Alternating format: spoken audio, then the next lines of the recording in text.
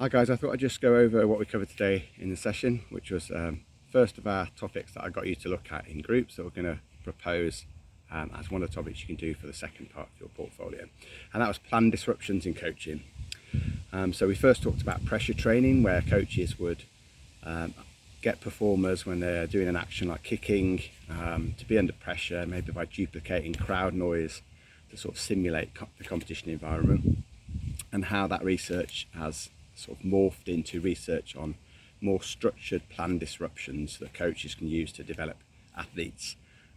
coping strategies and resilience. Kind of thing we're talking about is the example I gave you earlier in the module of where Bill Sweetenham, who was a performance director of British Swimming and an Australian coach,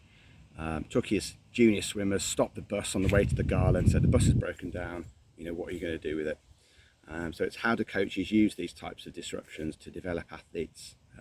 resilience and coping strategies as well. We kind of critically thought about it, and we decided that maybe coaches don't always do it in a very deliberate way. They might retrospectively look back and explain how their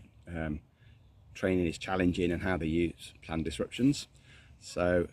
best advanced coaching practice would be to explain to athletes that you're going to do it,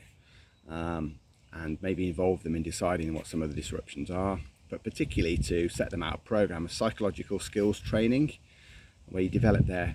abilities to cope with the stressors that you're introducing, and then to practice those, and then when you do a disruptive activity, to debrief it effectively,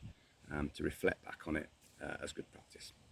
So that's the first of the topics that I got you to look at in your groups that we're going to look at as potentially a topic you could look at for part B of your portfolio. So if that sounds interesting to you, then I encourage you to have a look at the key article that is on the website.